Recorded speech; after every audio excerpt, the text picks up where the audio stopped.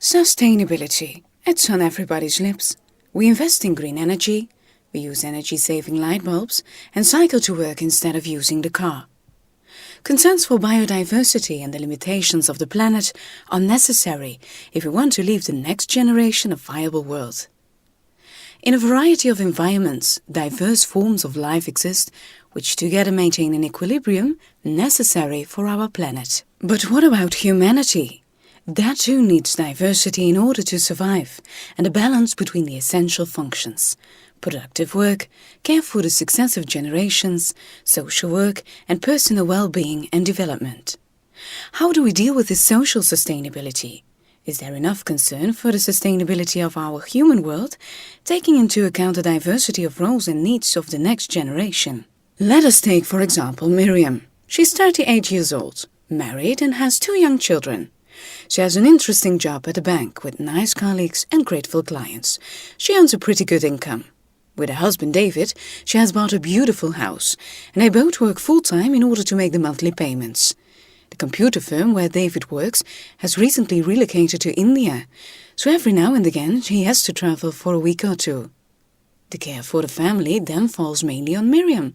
In between, Miriam also tries to visit her mother, who lives in a home for elderly people. Luckily, 2 days a week, she has a household helper, Lena. But still, every now and again she needs to escape from the pressure, and then she practices yoga while a babysitter looks after the children. Sometimes her busy agenda weighs on her, but she has the possibilities to keep things in balance.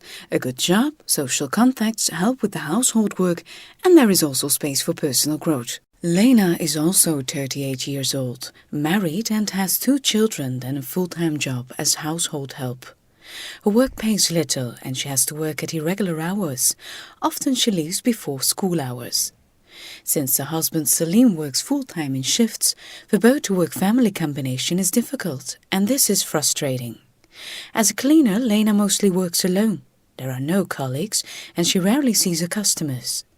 As a result, she gets little appreciation for her work. In between, she does the shopping for her mother, who is elderly and unwell. They cannot afford a cleaning lady themselves, so Lena hardly has any time left for relaxation or recreation.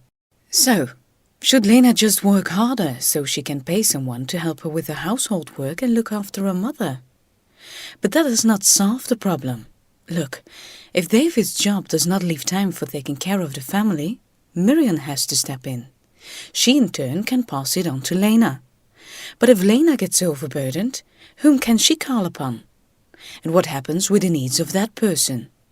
This system cannot go on forever. In our society, care work is not highly valued. The care David and Miriam give to their children or old mother does not even count as work. For them, work has to do with money transactions and computers. Only if Lena helps them and receives a wage is care considered as work. However, people who work in the sector of care work, as a matter of fact, generally earn far less than those who take care of money or computers.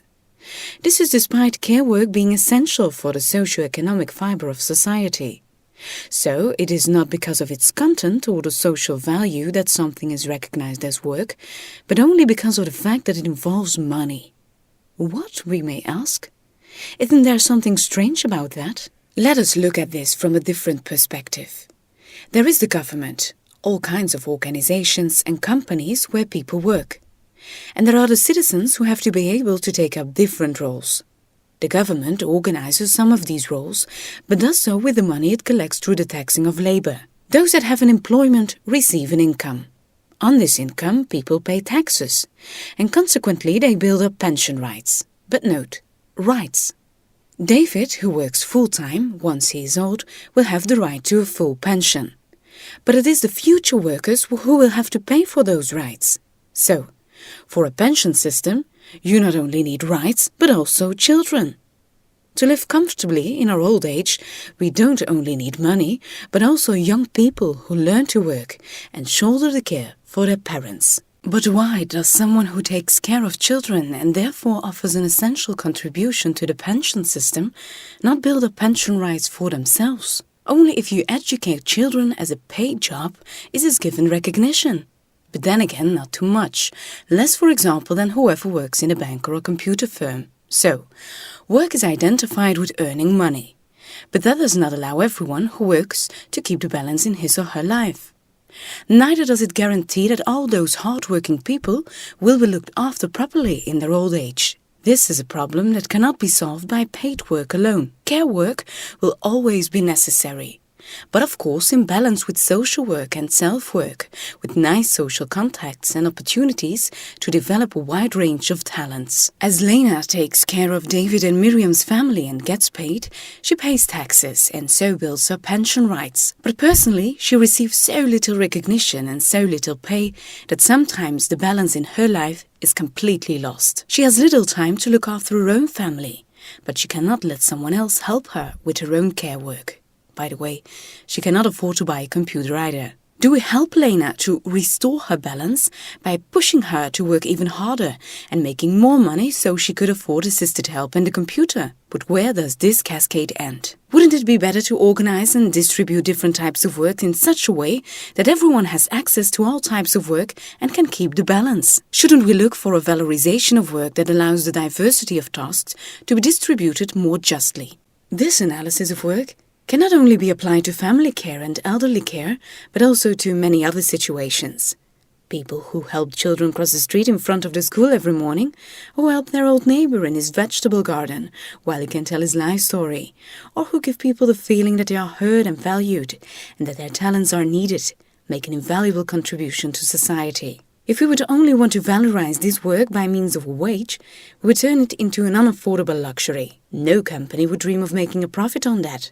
And so, it disappears. So, diversity means that the model of work should become richer and more varied than only the one David embodies. Just as biodiversity guarantees the viability of the natural environment, so the diversity of talents and roles guarantees the viability of the social fiber of society.